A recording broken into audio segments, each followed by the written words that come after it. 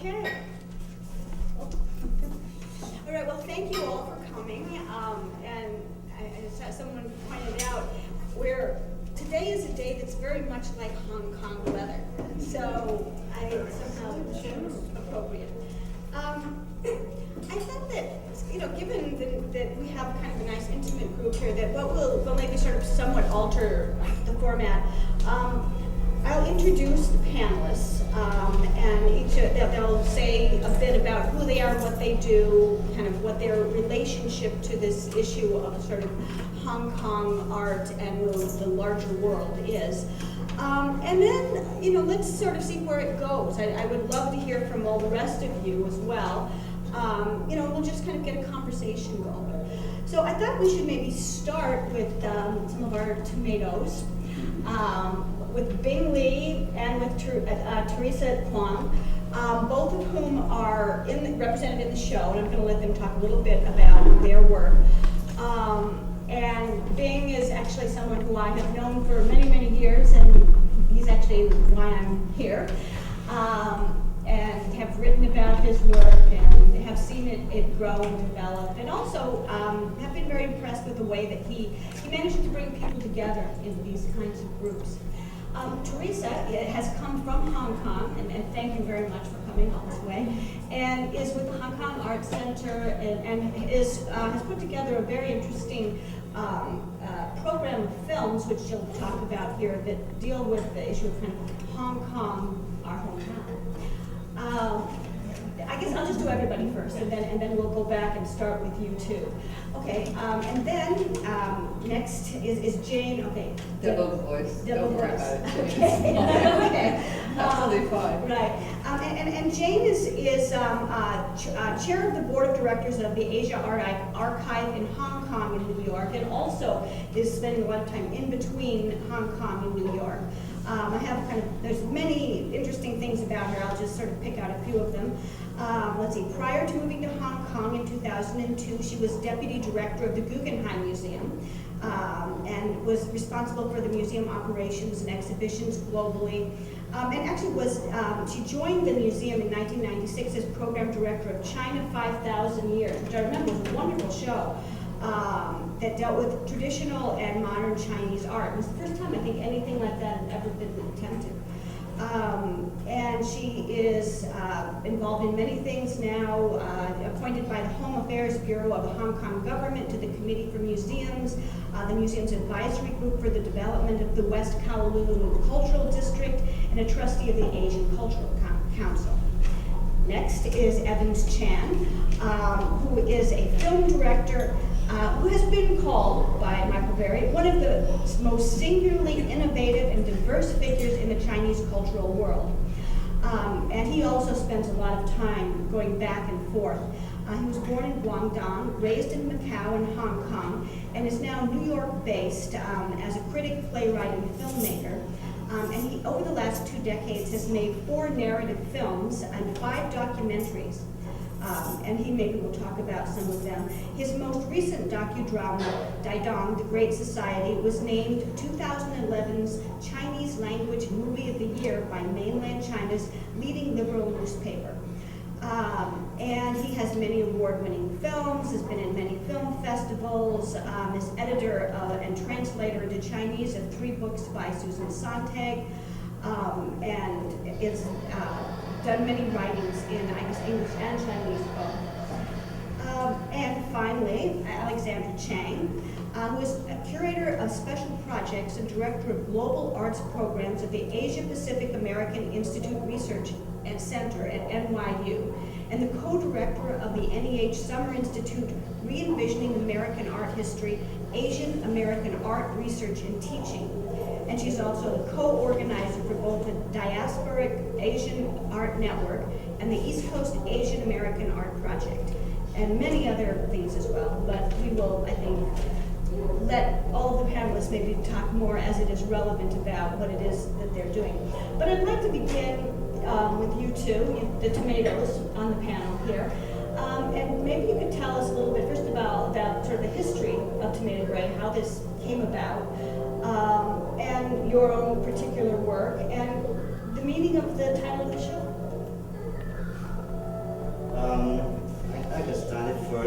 youngest, not about age, I'm the youngest to join Tomato. Okay. Because as I remember, 2009, and the Tomato, they were in New York, met, and they talk about organizing a group, and we start talking about that. And I think it's a good idea that to have that kind of idea to have an exchange of New York and Hong Kong. So I right away joined in and start talking about that. And I think that at the end of 2009, Teresa start register in Hong Kong. We start the group and we talk about the program and we start from there. So our first show is 2010 at the White Box here in New York. So we applied for grant and we got it from Hong Kong as well as New York Road and Cultural Council. So that works, and our mission and what we planned it works well. So we start from there. And you should tell us why it's called Tomato Gray. okay, tomato. We think about New York and Hong Kong. What is in common? So Hong Kong is now it's part of China now, but it's not that China. It's still a different city, culturally and politically. It's still different. And New York is the same thing. It's very different from other cities in the United States because for my own experience, I first arrived in America is in the Midwest. So it's and then I moved to New York. It's a totally different city. So that is the first thing, and then we come up with the idea of tomato because the tomato is a vegetable or is a fruit. So botanically, it's a fruit, but politically in the food industry especially, it's a vegetable. Especially in New York, I think in 1883 or something like that, there's a tax law. So to tax the fruit have to pay tax, fruit custom, but vegetable not. So all the chefs classify or reclassify a tomato become a vegetable. For that reason, it's a political reason or economic reason. So and it fit into our group because we are Hong Kong. I don't know the term. It's a Hong Kong people, or Hong Kong. Always I wonder that kind of name. Like New York, I can say we're New Yorker. American, we can say American. We're Chinese. Even I was born in Guangdong too. We can say Cantonese. But Hong Kong, there's no word to say Hong Kong people. Or always I would say I'm from Hong Kong.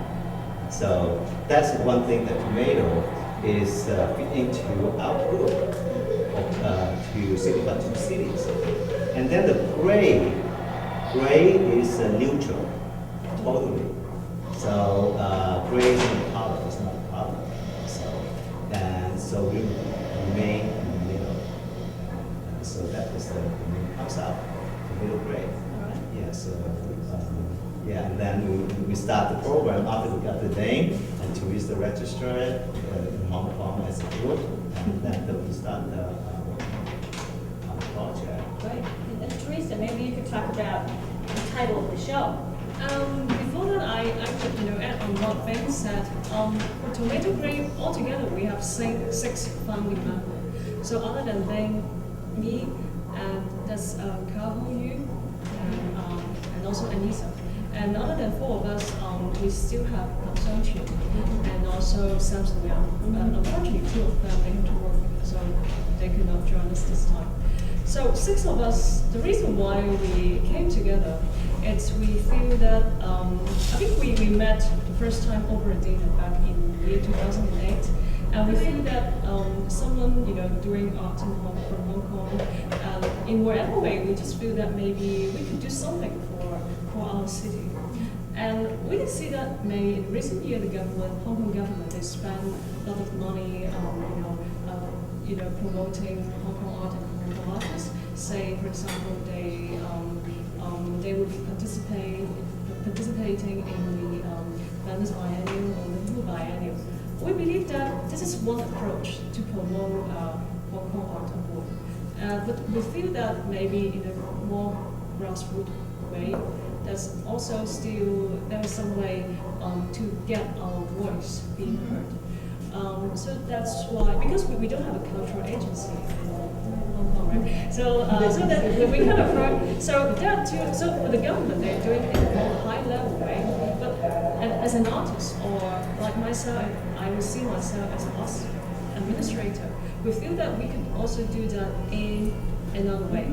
But all in all, we would like to, because we feel that Hong Kong art and Hong Kong artists is still underrepresented in the global art world. So in a way, so I think our goal is the same, but we just would like to find more way to have our work being shown, or to share with more audience. And hopefully maybe in the longer term, maybe in the art market, there will still be a demand for the Hong Kong art and Hong Kong artists. So that's why, 6 of us, just with a very pure desire, and then we came together. That is my honor to be able to work with 5 very talented artists from Hong Kong. I would say we are from different areas. Say Bing, it's doing more site-specific mural painting, and Kaho, it's maybe you can briefly introduce yourself. I used to work in the animation industry in the US. But I also do side projects in photography and short films.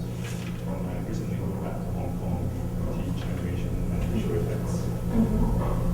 And recently have a series of photographs that are almost completed but not quite completed, and I'm showing them forward. And then maybe, Mr. why don't you say something too? Okay, so I'm the owner of the very first farming methods in tomatoes. And so the work in the center is my work is installations. I do installation and I do paintings. Actually, for my work is a little bit related to the topics that Samson choose for us. Okay, because in our group we are quite organic.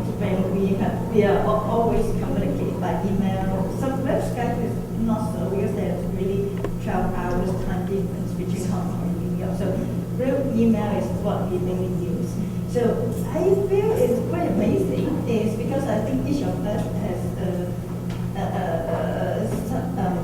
talents in certain part. So one time when we said, oh, this time is our second show in New York, we would like to have a curatorial concept for the shows. And put out the questions, some people will answer, and Samson is really good at writing, and he always has really good ideas, and he gave us the topic for the show, no translational, different border, and viewpoint system. We didn't question why you picked this topic, but we all like it. So, and I think it's good for us to, the name of the show, and then we develop and produce our own work instead of asking what is the meaning, and then we make a work according to his interpretation. I'm a bit struck by the empty promises part. I can see translation, I can see liquid water. Why are the promises empty? Okay, honestly, we never question Samsons about it. And I think on Thursday when we have the working section at NYU with them, we come across with these questions. And also they're doing programs about translationalism. Why we said no translational? And in fact, all the group members in Tomato, we are born and brought up in Hong Kong, but we all have foreign experience. So we can categorize as a tomato and also quite a translationalist transnational artists. But I think Samson catch this concept is because Hong Kong is now facing Chinaism. That's what I think. So it's like we are losing some local culture or local values. So it's shifting. It's not really losing. We try to, stand up for that. Like right now, we have some demonstration in Hong Kong. So I think we really try to protect the Hong Kong that we know since we are young. So I think probably he have that feeling. So he want no Chinese nationals. And I think liquid border is more like the border. Actually, his work, liquid border, is he go to record all the sound tracks that in border between Hong Kong and New York, Hong Kong and China. Okay. And then to me, the geographic border is fixed. No people can transgress it until you have a visa or go through those immigration rules. But to me, those influence, now we can't know that we have many Chinese influence. But in another way, Hong Kong probably have some cultural influence on China too. So the emerging border is moving, who influence who, very hard to tell. Of course, politically, even though we are under one country and two systems, are we really two systems? We don't know. I think that may come with the anti-points. Because during the handover, China promised Hong Kong to be one country, two systems. But is it true? Is this a true promise or anti-promise? We don't know. That's what I understand, think what Samson comes up with the titles. And also, China has a big influence to Hong Kong now. Now more people need to speak Mandarins. But still, like when Samson, before I came back to set up the show, I have a vacation, family vacation in Hong Kong. So we have a dinner with the tomatoes in Hong Kong. So Samson is in the dinner too. And he kind of told us that by the time we took the recordings in French, he will hear those bang sounds because, the milk powder things in China. So the parents in China, they come to Hong Kong to buy milk powders. And some people go through the immigration booth, those legal channels. But some people, they use those places that is not checking by a CCTV, so they just throw the milk can across the border. So those band signs, those milk can hit the fence. And that's what he told me about his work. I think this is a very funny side. So I think that's what the liquid border is. That's literally what Chinese Well, that's an interesting segue, and actually, I'd like maybe to bring you two into the conversation about your experience in terms of this question of Hong Kong, two systems. What is the status of Hong Kong now? That's a very good question. It's interesting. Of course, it's a question that's being debated, and about which there's a huge amount of concern in Hong Kong right now. But there's been a huge amount of concern. It's interesting. Hong Kong, to me, is always an evolution. And having first gone to Hong Kong in 1976 and have lived there on and off for 15 years, longer than I've lived in any other city in the world, to see the change in the community's sense of themselves. And I can say this, I'm a permanent resident of Hong Kong, but I'm American by passport, and I don't know when people say where is home, I don't really know how to answer that. It sort of depends on where I'm actually sitting at the time, but my children all grew up in Hong Kong. And we'll go back there in the summers after school and things like that. So they think of it as home, although they still hold an American passport and but they're Hong Kong permanent residents. But to watch over the years from before 1984, which was when the white paper came out, to publicly state that Hong Kong was going to return to Indochina, to now, what I feel that I see is this growing sense of a civil society, a sense of responsibility towards Hong Kong, towards creating a platform for Hong Kong in the arts, towards protecting rights that Hong Kong feels are being potentially encroached upon, of threat from mainland China. On one level, a sense of relief that it's no longer a British colony. No one really admits it openly. Some people will, but that there's a certain nostalgia at some level for the old days. I mean, that's not, I mean, even if it was under a British rule, there was a sense of a certain kind of civilness that was associated with the British situation that maybe the foreignness of potentially China in its own way, and yet also a sense that China is Chinese and we're all Chinese, and the pride of being part of a larger country that is doing incredibly in the world. I mean, I think it's a fairly mixed feeling. But I do think that people, and this is from my perspective as effectively an American grown up who lives in Hong Kong, so I am outside of a lot of local issues. But the sense of responsibility towards Hong Kong, the sense of responsibility towards the community of Hong Kong, the future of Hong Kong children, and is very tangible. It's coming in reaction to the education law that came in, the national education law came in after Article 22, when several years ago when people got on the street, a sense of wanting to create a place for our children and our grandchildren and grandchildren's grandchildren. And I feel that very strongly. I don't know whether that's true or not, but I feel that's very strong. And others, what I'm curious about how you feel as a filmmaker based in Hong Kong, and I do go back and forth, and it's true, my film is, actually Hong Kong Art Center just present a retrospective of my work there in April, and the title of the program, I work with Therese, is called Alternative Histories. I think, this sense of what I won't say the separatist, there's always this sense of difference.